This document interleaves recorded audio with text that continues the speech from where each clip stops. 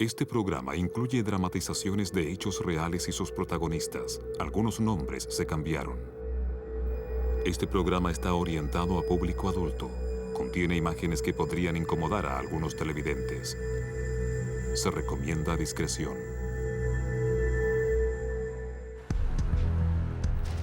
En Oregon, una joven madre desaparece sin dejar rastros. Pero una clarividente ve todo. En el mismo momento en que lo hice, tuve la visión, una visión terrible, de esas manos alrededor del cuello de esa joven. Sin embargo, el final de este caso sorprende incluso a la clarividente. En California, una madre de 4 niños sale una noche y no vuelve nunca más. Una conversación casual con una clarividente le dice a la policía lo que ocurrió. Al comienzo, cuando la sentí, tuve miedo. Era un miedo terrible como nunca antes había sentido. Cuando las pistas escasean y las respuestas son vagas, los investigadores algunas veces deben recurrir a los clarividentes. Clarividentes. Muerte de un asesino.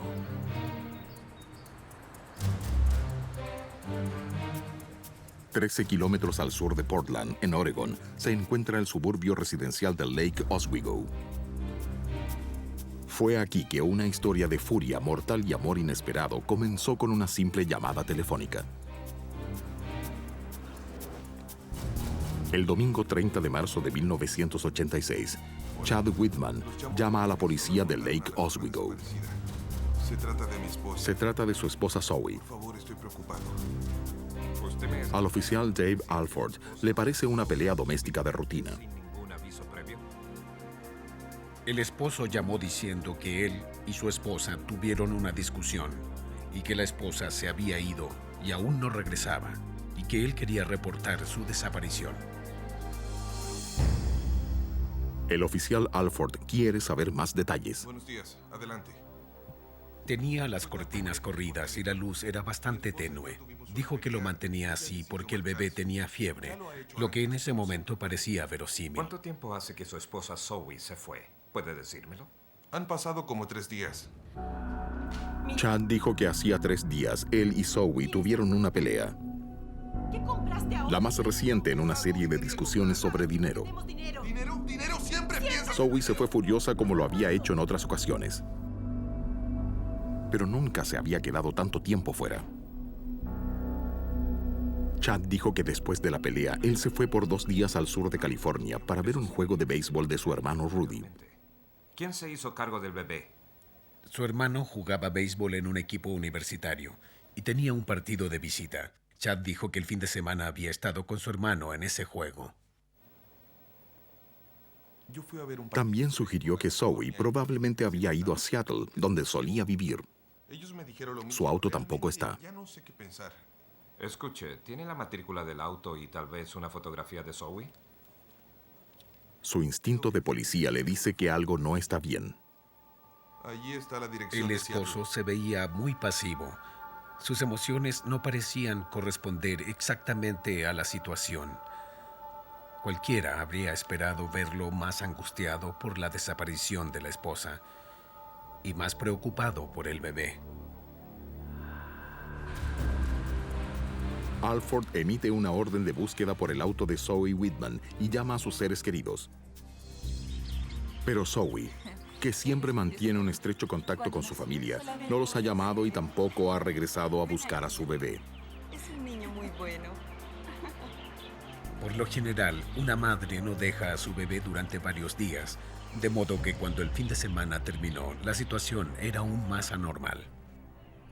Luego, la familia de Zoe reveló un detalle de mal presagio que el policía no había notado. Ellos querían asegurarse que yo supiera que el esposo de su hija tenía arañazos en la cara. Yo no lo sabía porque él había usado al bebé para cubrirse el rostro. Ignoraba totalmente ese detalle porque él lo había querido así. La familia estaba convencida que había tenido una pelea con la esposa y que los arañazos se los había hecho ella cuando se había defendido. Toda la gente que Alford contacta, con la excepción de Chad Whitman, llega a la misma conclusión. de que algo malo le ocurrió a Zoe. Tengo la información que necesito y El oficial Alford le habló de sus sospechas al detective Bob Lee. estoy seguro que su esposo tiene... Dave Alford dijo que había un conjunto de circunstancias muy extrañas respecto a una mujer desaparecida. El sospechoso, en este caso el esposo, no actuaba como debía haberlo hecho. ¿Crees que realmente la mató? Esto perturbó a Dave, que vino de inmediato a la división de detectives y dijo que tenía una profunda sensación que ese hombre había asesinado a su esposa y que simplemente había escondido el cuerpo. Una sospecha se agrega a otra. Al día siguiente, la policía encontró el auto de Zoe cerrado en un área de descanso justo al norte de Oregon, en el estado de Washington. En el asiento delantero había un mapa de Seattle abierto. A los investigadores les parece engañoso. El esposo había dicho que ella tal vez se había ido a Seattle, donde tenían amigos. Sin embargo, el mapa encontrado en el auto y marcado convenientemente abierto en esa región se veía demasiado falso. Porque una persona que conoce Seattle no deja a propósito un mapa justo más allá del límite de Oregon. Pero eso no es lo único extraño. El mismo vehículo era bastante sospechoso. La mujer desaparecida medía 1,53 m y pesaba 57 kilos. Y cualquier persona que tenga esa estatura se sienta muy cerca del volante, solamente para poder conducir el auto.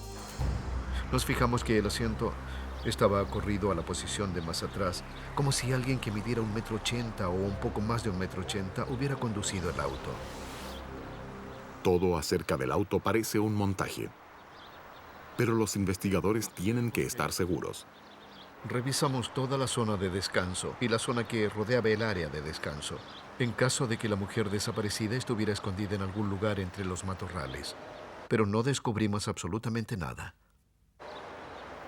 Tal vez se cometió un crimen, pero no fue aquí. Nadie cree la historia de Shad Whitman de que una mujer abnegada, que normalmente mantiene un contacto regular con su familia, haya abandonado a su bebé y simplemente se fuera. El detective Tom Foreman tampoco lo cree. Uno empieza a investigar todas las circunstancias y comienza a darse cuenta de que las cosas no calzan, que no tienen sentido, que eso no pasó. Ya no es una cuestión de quién lo hizo, sino que él lo hizo.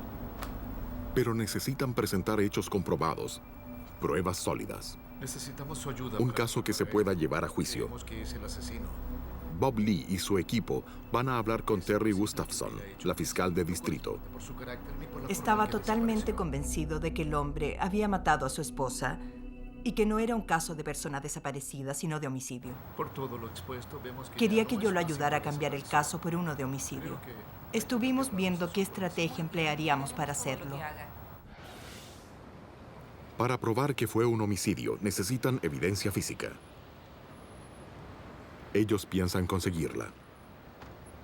Regresan al departamento de Shad Whitman, pero esta vez traen refuerzos. Contactamos al laboratorio forense del estado de Oregon y los convencimos de que nos acompañaran a la casa del sospechoso. Hola, creo que ya conoce al oficial, ¿verdad? Llegan sin previo aviso, pero Whitman no se ve nervioso. Por supuesto, claro, adelante.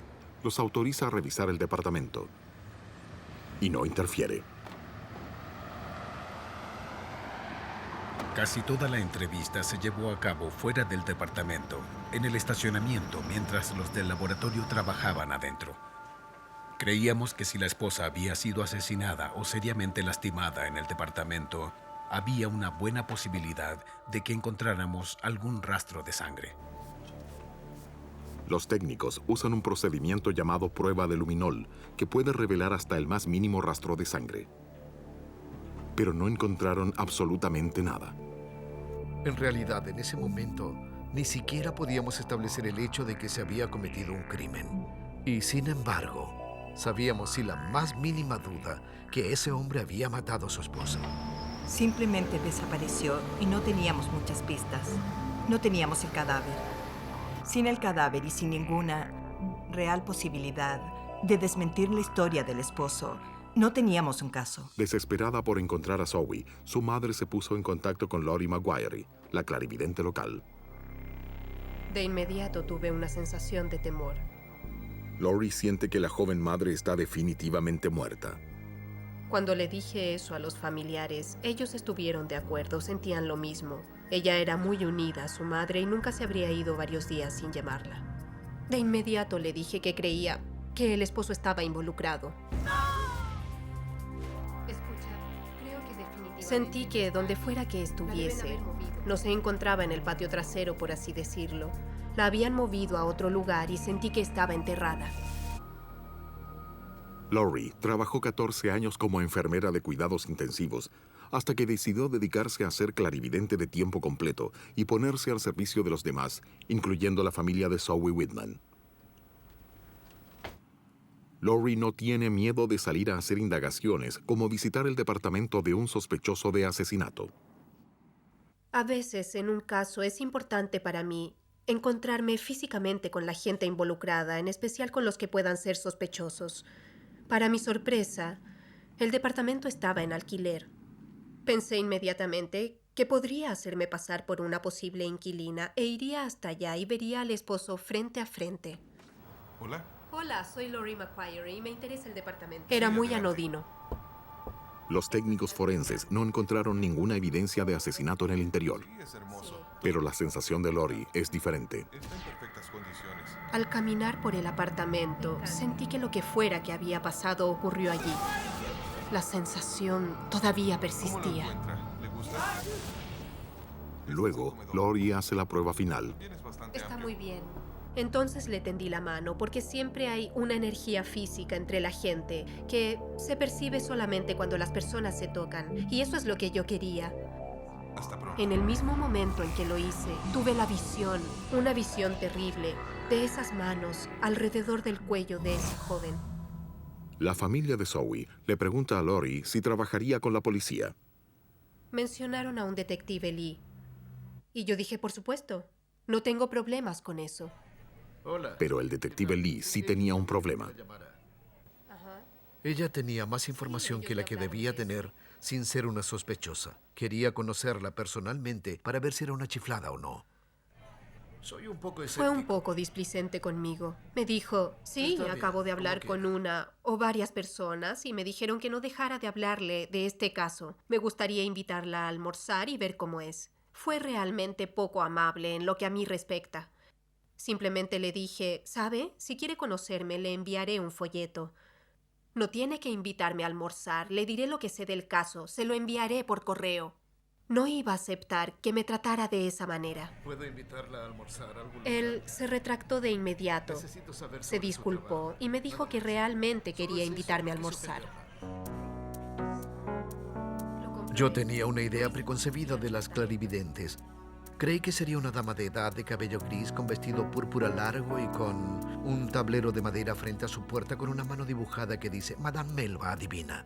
Me parece una oportunidad perfecta. Me sorprendió agradablemente ver que ella era una dama atractiva en un medio ambiente de negocios sin nada del decorado que yo me imaginaba. El detective quedó impactado cuando supo que Lori se encontró frente a frente con el sospechoso. Pensé que verdaderamente era una forma muy displicente de hacer las cosas y que, bueno, se estaba poniendo en una situación muy peligrosa. En un principio, repasé con él todos los hechos. El más importante de todos, por supuesto, era que ella estaba muerta y que el esposo tenía mucho que ver con ello. Además, sentí que ella fue estrangulada. También sentí que el cuerpo estaba enterrado en un lugar que el esposo podía ver todos los días. Además, Lori ve un 1 y un 5 que tenían relación con la distancia. ¿a qué se refieren esos números? Pero lamentablemente, lo que un clarividente ve no siempre es explícito. Era un 1,5 o bien un 15. También sentí que el hermano menor del esposo estaba involucrado. Creo que el hombre no actuó solo. Además, el punto principal era que, y en eso ambos diferíamos totalmente, fue cuando le dije que el hermano menor estaba involucrado en el proceso de deshacerse del cuerpo. Y recuerdo que él me miró como si yo estuviera completamente loca. No podíamos conciliar eso con el hecho de que el hermano menor estaba en el sur de California durante los momentos críticos de la situación. Sí. A pesar del desacuerdo, Lori se gana la confianza de Bob Lee. Tomar la otra carretera. La clarividente y el detective comienzan en la zona de descanso donde se encontró el auto de Zoe. Seguía percibiendo el número 15 o 1,5. Fueron hacia allá, estoy segura. No, salieron de... Finalmente supe que eran 15 kilómetros. Y sentí con mucha fuerza que el cuerpo estaría a 15 kilómetros hacia el suroeste, en donde el auto fue abandonado. Condujeron 15 kilómetros hacia el suroeste y se encontraron en un prado frente a la oficina de Chad Whitman. Es hacia allá. El lugar que él podía ver todos los días, tal como Lori lo había dicho. Quizás fue aquí. Pero no había suficiente evidencia para una orden de cateo y no consiguieron la autorización. La propiedad en que trabajaba el esposo significó un problema legal para nosotros porque era controlada por el padre del sospechoso y no recibimos mucha cooperación de su parte.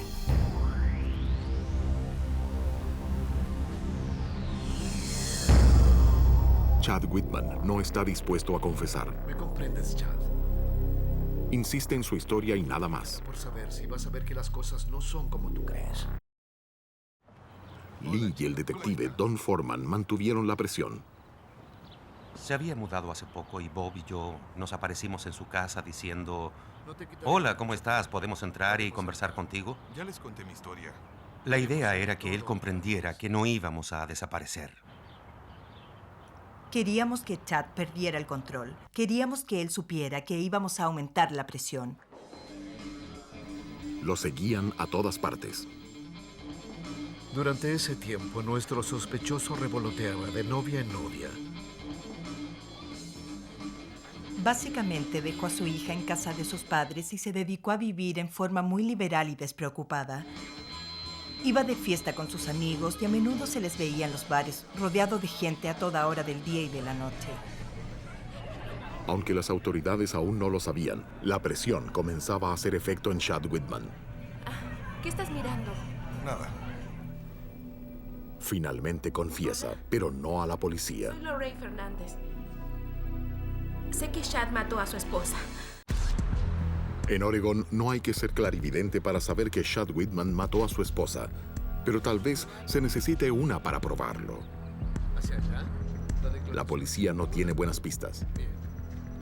Hasta que el detective Bob Lee recibe una sorprendente llamada de la nueva novia de Whitman. Créame, él me lo dijo la otra noche. Ella dijo que él había matado a su esposa y que admitió que la había estrangulado y que se había deshecho del cuerpo. Contó que ellos a menudo pasaban en auto frente a la oficina de él. Agregó que cada vez que pasaban en auto por ese lugar en particular, ella notaba que él se quedaba en silencio y que a veces miraba a lo lejos el edificio en el que trabajaba. Ella sabía que había algo que tenía que ver con la esposa asesinada y con ese edificio, solo que no sabía exactamente lo que era. Pero conocía a alguien que sí podía Su saberlo. hermano puede tener información sobre el crimen de su esposa. También dijo que el hermano menor de Chad debía saber al menos tanto como ella. ¡Confiesa! Pero Rudy, el hermano de Chad, jura que él estaba en California cuando Zoe se fue. Dilo. ¿Dónde está ella? Y no tiene idea de lo que le pudo pasar. Sabemos que eres el único que sabe dónde está. Policía. Aunque Rudy no habla, tal vez sus compañeros de cuarto lo hagan. Siéntense. El hermano menor de Chad es una de esas personas que hablaría de una cosa así. Eso quería decir que sus compañeros de cuarto debían saber todo lo que él sabía. Bien, chicos, esta es una citación para el gran jurado. Los compañeros de cuarto se dan cuenta de la indirecta y dicen todo lo que saben sobre la participación de Rudy Rudy. fue al juego de béisbol en California, pero se puso a llover, así que no estuvo allí todo el tiempo. No estuvo. La coartada de Rudy y Chad, el partido de béisbol, nunca se llevó a cabo. Los compañeros de cuarto dicen que Rudy estuvo en Oregon y que ayudó a Chad a deshacerse del cuerpo. Es que estaba en California, pero todo eso era mentira. Y que ellos testificarán. Ayudando a su hermano con el cuerpo. Teníamos suficientes declaraciones que nos permitirían meter a la cárcel al hermano menor, y punto. Así que contactamos al hermano menor y le advertimos que tenía la oportunidad de decirnos todo lo que sabía y llevarnos al lugar donde estaba enterrado el cuerpo, o bien podía ir a la cárcel y quedarse allí. Rudy decide hablar. Confiesa que Chad no tenía intenciones de matar a Zoe. ¡No tenemos dinero! Discutieron y perdió el control, tal como Lori McQuarrie había dicho. Esencialmente sentí que fue solo un momento de ira descontrolada. En ningún momento sentí que fuera un asesinato planeado con gran detalle. La historia de Lori fue extremadamente exacta respecto a la pelea, el estrangulamiento, la ubicación del cuerpo y la participación del hermano menor. No, te necesito aquí ahora, así que solo ven y ayúdame. Según Rudy, después que Chad estranguló a Zoe, este lo llamó para que lo ayudara a deshacerse del cuerpo. Vamos con fuerza. ¡Ayúdame! Se lo llevaron a un lugar que Chad pudiera vigilar en forma constante, justo afuera de su oficina. Luego, dejaron el auto de Zoe en una zona de descanso, cruzando el límite del estado de Washington a 15 kilómetros de allí. Provistos de una orden, las autoridades fueron al terreno que quedaba fuera de la oficina de Chad y encontraron la tumba. Ese día él estaba trabajando. Nos estacionamos allí a propósito, para que pudiera ver todos los autos policiales, de modo que él sabía exactamente quiénes estaban allí. Con solo darle la espalda a la tumba, se podía ver la puerta de entrada, se podía ver el lugar en que él trabajaba. Sabía que ese malvado nos estaba observando. Y cuando encontramos el esqueleto, me sentí triste, molesto y furioso. Yo miraba un lugar sagrado donde yacía un ser humano. Sabía que alguien había lanzado tablas y desechos sobre esa persona y que simplemente la había dejado allí.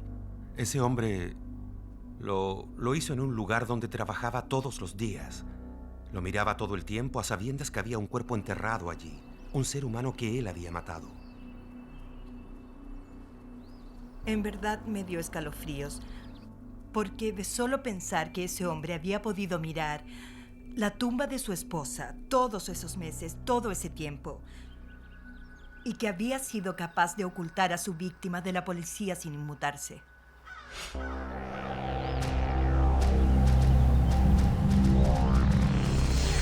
Está arrestado por el asesinato de su esposa. La policía arrestó a Chad Whitman y lo acusó de asesinato en primer grado. Al comienzo este caso fue como si alguien arrojara las piezas de un rompecabezas al suelo. Se esparcieron por todos lados y no había una teoría o algo que pudiéramos descifrar con todo lo que teníamos. Y cuando por fin hablamos con Lori, ella logró crear una imagen que pudimos ver. Para mí fue algo emocionante. Ya no volveré a descartar a los clarividentes. Me convertí en creyente. Bob Lee también se convirtió en un creyente de Lori McQuarrie. Se casaron 4 meses después de resolver el caso. Hace calor, aquí tienes. Qué bien. Creo que es una verdadera lástima que esta fuera la forma en que mi esposo y yo estableciéramos lazos románticos, que fuera por la pérdida de otras personas. Y créame que todos los días rezo en silencio por todo lo que le ocurrió a esta gente. Lo más importante es que todo terminó, que fue en forma positiva y se logró encontrar al responsable. Chad Whitman consiguió que le cambiaran el cargo de asesinato por el de homicidio sin premeditación y fue condenado a 20 años de cárcel. Hace poco, Lori y Bob celebraron su 18º aniversario. Y más todavía. El condado de Santa Clara, al norte de California. El domingo 5 de enero de 1992, Norman y Maria Hofer están desesperados.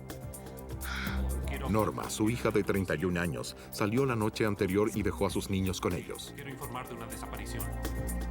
Mi hija no ha regresado a casa. Pero Norma no regresó. A la mañana siguiente, cuando vimos que no estaba en casa, supimos que algo estaba mal. Ella se dedicaba por completo a sus hijos. Jamás los habría abandonado de esa forma. Pero en la oficina del alguacil no pueden ayudarles mucho. Nos dijeron que solo faltaba hacía 24 horas. Yo les dije, no me importa si falta hace 2 horas. Ella ahora no está en casa y ya debería haber llegado. Y necesito que alguien haga algo. Por supuesto. Michelle Sandry, ayudante del alguacil, simpatiza con los desesperados padres. Estaban muy alterados. Todo saldrá bien. Les explicamos a ellos que a veces los adultos pueden salir y hacer lo que desean hacer. Pero María sabe que Norma no se iría de esa manera. No nos había avisado y no sabíamos dónde estaba. Eso era completamente inhabitual en ella. Era la clase de persona que habría caminado sobre vidrio para estar con sus hijos. Lamentablemente, todo lo que los padres de Norma pueden hacer es esperar alguna señal de su hija. Al día siguiente reciben esa señal, aunque no son buenas noticias. 40 kilómetros más al sur, en la ciudad de San José, un encargado de mantenimiento encuentra el bolso de Norma en un callejón.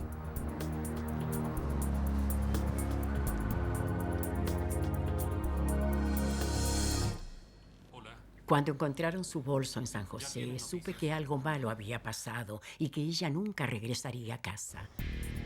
Nadie sabe dónde está Norma, ni lo que le ha pasado. Pero pronto, ella misma contactará a una clarividente para que le ayude a encontrar la paz. Tuve una sensación totalmente abrumadora, de tristeza y dolor. Ella realmente no quería cruzar el umbral hasta el más allá, hasta que la encontraran. De modo que me eligió a mí para que le ayudara. Un sábado por la noche, en el norte de California, Norma Hofer, una madre soltera, sale a bailar.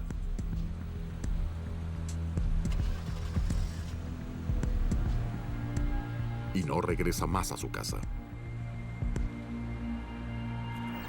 Michelle Sandry, ayudante del alguacil, y el sargento Cary Kola se hacen cargo de la investigación de persona desaparecida. Por lo general, en el caso de personas adultas, al día siguiente se anota pero no se envía gente a investigar porque un adulto tiene derecho a ausentarse de su hogar. Pero cuando hallaron su bolso se convirtió en algo sospechoso y el teniente nos dijo que habláramos con los padres.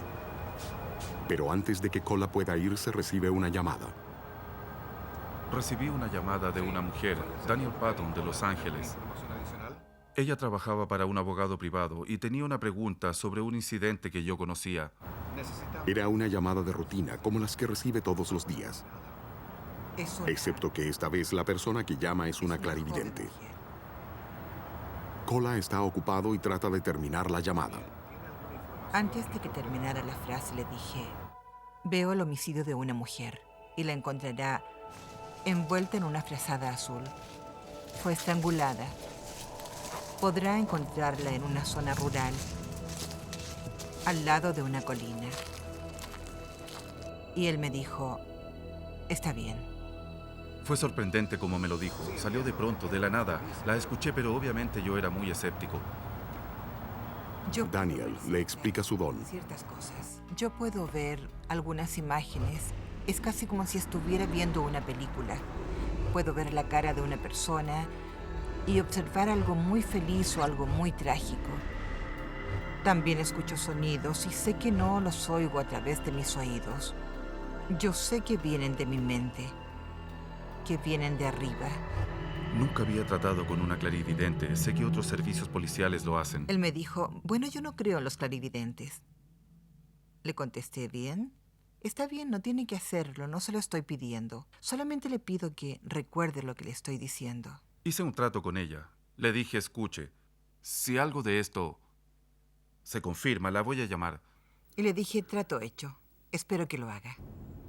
Camino a casa de los Hofer, Kola informa a su compañera.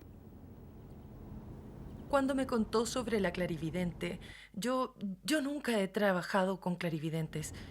Le dije, ¿en serio?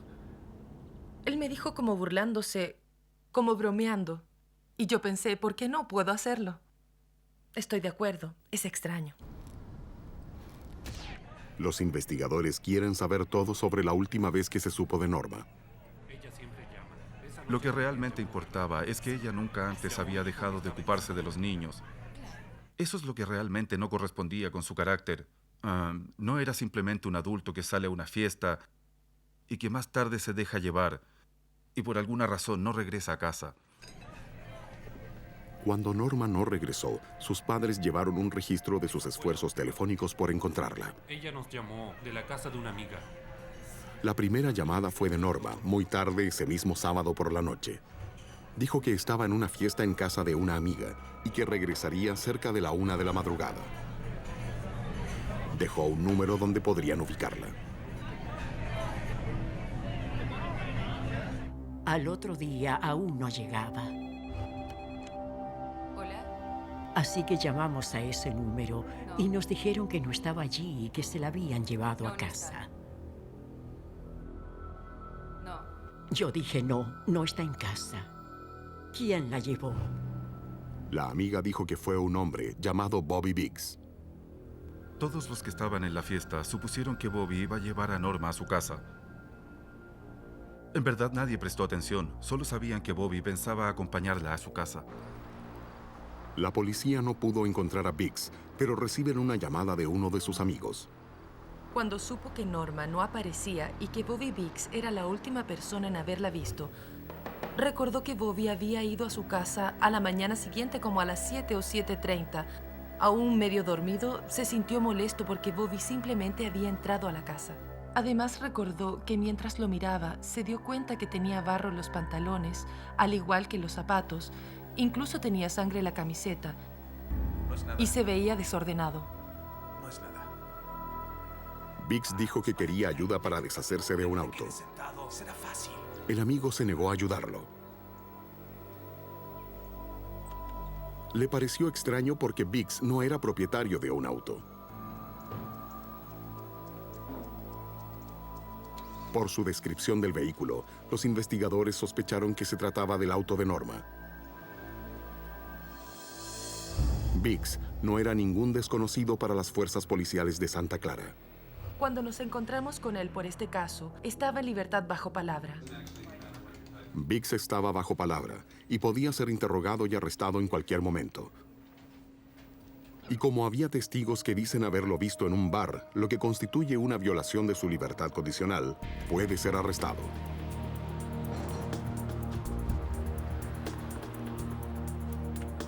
¡Alto, no se mueva!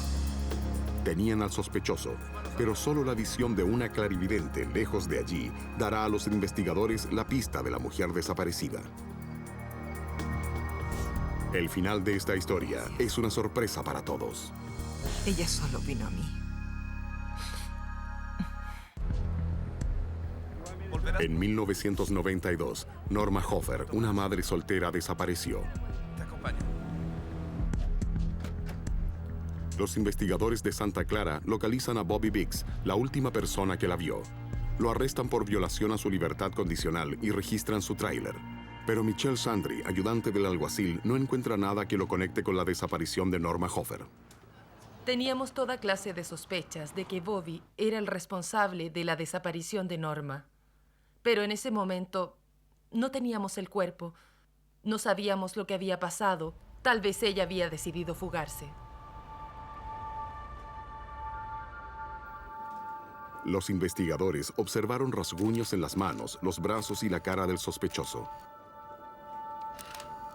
Las heridas parecían hechas por alguien que se defendía de un ataque. Pero Biggs dijo que se había rasguñado en unos rosales mientras trabajaba en un patio. Ahora. Les dio su versión de lo que pasó la noche en que Norma desapareció. Me llamó, pero no sé nada.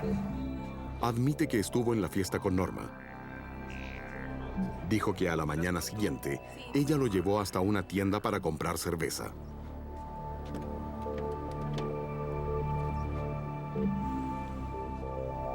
Luego, según Biggs, Norma lo dejó en un parque.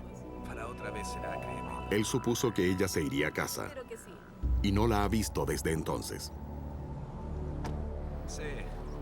Biggs insiste que él y Norma se conocían hace mucho tiempo y que nunca haría nada para lastimarla. La policía sospecha que Biggs está mintiendo, pero no puede probarlo. Hasta ese momento, lo único que mantenía al sospechoso en la cárcel y fuera de las calles es una violación de su libertad condicional, como lo explica el sargento Cary Cola. En ese momento, el caso era muy circunstancial. Bueno, todas las sospechas estaban concentradas en él. Pero ¿de qué lo podíamos acusar? En ese instante no podíamos acusarlo de nada. Los investigadores necesitan pruebas y obtienen una orden de cateo para revisar el último lugar en que vieron viva a Norma, la casa en que se celebró la fiesta. La propietaria de la casa no estuvo allí el sábado por la noche. Ella dice que regresó el domingo por la noche y descubrió que alguien había desbaratado su cuarto. ¿Qué? Encontraron lo que parecían ser manchas de sangre en el colchón. Todo es nuevo, la ropa, el colchón, todo. Técnicos forenses recogen muestras del colchón, la pared y la alfombra. Las pruebas confirman que es sangre de Norma. Pero todavía no hay nada que incrimine a Vix. Teníamos a un sospechoso, teníamos una escena del crimen, pero no teníamos un cuerpo, ni teníamos el vehículo. En ese momento no teníamos dónde buscar. El Condado del Sur es una gran área geográfica, con varios kilómetros cuadrados. El terreno es abrupto y desigual, muy accidentado con arbustos, y hay muchos lugares donde ocultar un cuerpo. El espíritu de Norma se contactó con la clarividente Danielle Patton para ayudarles a encontrar su cuerpo. Ella quería que viera todo con sus ojos. De modo que llevó mi mente al lugar en que yacía su cuerpo y me mostró dónde estaba. Podía ver su imagen, un poco más allá de donde se encontraba el cuerpo. Ella quería que yo les mostrara y les dijera dónde estaba, porque ella solo quería regresar a casa con su familia para luego emprender su viaje al más allá. Danielle siente que Norma fue estrangulada y que su cuerpo está envuelto en una frazada azul en una ladera en una zona rural. Es una zona muy extensa. Mientras los investigadores recorren la vasta superficie del norte de California, se preocupan porque incluso con la ayuda de Danielle, tal vez nunca logren encontrar a Norma Hofer. Pero el espíritu de Norma no renuncia. Norma le mostró a Danielle dónde estaba su cuerpo. Le dice que está en una ladera de una zona rural envuelto en una frazada azul. Los investigadores solo tienen que encontrarla. 5 días después de la desaparición de Norma, Cola y Sandri ven un lugar que corresponde a la visión de la clarividente. El cerco. Justo allá. Alto, alto, detente. Creo que vi algo. Sí, hay algo azul. Me bajé del auto, miré y vi una silueta. Llamé a mi compañera de inmediato. Le dije, Michelle, ven acá. Había un cuerpo. Había un cuerpo, yo diría, a unos 5 o 7 metros entre los matorrales. Se podía ver que el cuerpo estaba de espaldas y que una frazada azul claro lo cubría. Cola y yo nos miramos como diciendo, esto no puede ser verdad. Ella tiene que ser Norma. Sentíamos que la investigación era como ir a 150 kilómetros por hora y de pronto chocar contra una pared. Uno se siente aliviado porque se concluyó la parte de la persona desaparecida, pero todavía queda un vacío, ya que eso era un ser humano hace solo unos días. Ahora está muerta y hay niños sin madre. El lugar está a solo 500 metros de la casa de Bobby Vix, el sospechoso. Los padres de Norma se enteran de la tragedia. La encontraron donde la clarividente les dijo que estaría. En todo caso, es algo por lo que estoy agradecida, porque no hay nada peor que no saber la verdad de lo que pasó. El médico forense les dice a los investigadores que hay una fractura en el cuello, en el hueso hioides. En ese momento se determinó que la causa de la muerte fue por estrangulamiento. Esa fue otra de las cosas que nos dijo Danielle. Por eso, cuando regresé a la oficina, la llamé como le había prometido. Le dije, escucha, eres impresionante. La encontramos bajo una frazada, como dijiste, y la muerte fue por estrangulamiento. Me preguntó, ¿cómo lo hiciste? Le contesté que ella vino hacia mí y me lo dijo. Luego se rió un poco y me dijo, en verdad yo no creo en esto. Para mí fue toda una experiencia. Aunque no me creas. Seguimos hablando un poco más y le mencioné el hecho de que aún no encontrábamos el auto de la víctima. Me dijo, hemos buscado por todas partes y no sabemos dónde está. Le contesté, escucha, está en San José, en un estacionamiento público. Sabía que estaba en un estacionamiento porque vi el techo y el suelo de hormigón, así como las paredes y columnas. Vi el auto estacionado en ese lugar. La policía de San José revisó todos los estacionamientos del lugar y encontró el auto de Norma. Numerosos billetes de estacionamiento indicaban que el vehículo estaba allí desde su desaparición. Adelante, 7-4. Tengo el auto. Cuando los peritos revisaron el auto, no solo encontraron que el asiento del conductor estaba empujado hacia atrás al máximo, como para acomodar a alguien de la estatura de Bobby, también encontraron sus huellas digitales y fibras de tela azul claro provenientes de la frazada en el automóvil. También encontraron rastros de la sangre de Norma. A pesar de que hallaron el cuerpo y recuperaron el vehículo de Norma Hofer, los detalles exactos de lo que le ocurrió la noche en que desapareció siguen siendo un misterio. Luego, las autoridades localizaron a un joven que había estado en la fiesta con Norma. Antes había tenido miedo de hablar, pero ahora quería quitarse ese peso de encima. Dijo que después que la fiesta terminó, él estaba tratando de dormir en el sofá de la sala. Dice que oyó el fuerte ruido de un golpe, un ruido sordo, como si alguien fuera lanzado contra una pared. Luego, vio a Bobby Biggs. Llevaba lo que parecía un cuerpo envuelto en una frazada azul. De modo que ese muchacho prácticamente unió todas las piezas, tal como nosotros lo suponíamos. Bobby Biggs se declaró culpable del asesinato en primer grado de Norma Hofer y lo sentenciaron a cadena perpetua con posibilidad de libertad condicional después de 25 años. El sargento Cary Kola comenzó este caso como un escéptico. En mi opinión, creo que los clarividentes tienen un lugar en el trabajo de la policía. Sí, estupendo. Uno muy importante.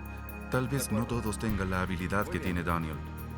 Y tal vez incluso haya gente que se haga pasar por clarividente y no lo es. Pero en este caso garantizo que ella es una buena clarividente. Cuando se entrevistó a Daniel para este programa, el espíritu de Norma Hofer la visitó una vez más para darle un mensaje. De una mujer, y la encontrará envuelta en una frazada azul.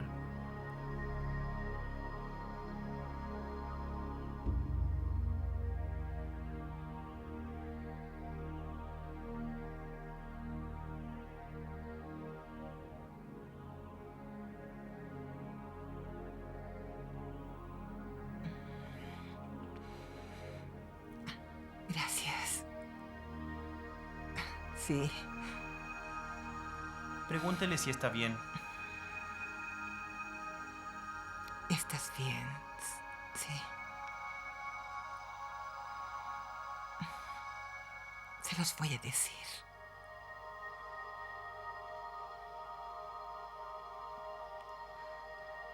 Sí.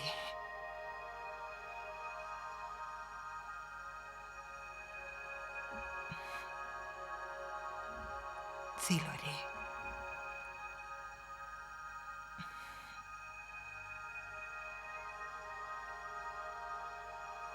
Gracias. Ella vino hasta mí. ¿Alguien pudo sentirla? Estaba parada justo ahí, a tu lado. ¿Aquí? Así es. No quería irse, quería decirme algo. Así que no podía negarme a escucharla. ¿Pueden hablar con su madre? Tal vez por eso vino, porque sabía que ustedes lo harían. Ella quiere que le den las gracias por todo lo que hizo. Que la quiere demasiado. Y que realmente los visita. Bien, mi amor. Que siempre viene a verla. Bien, cariño. Me dijo que a veces su madre Esto está listo. puede sentirla a su alrededor, que le digan que es ella, su hija. Y también que le digan a los niños que los ama.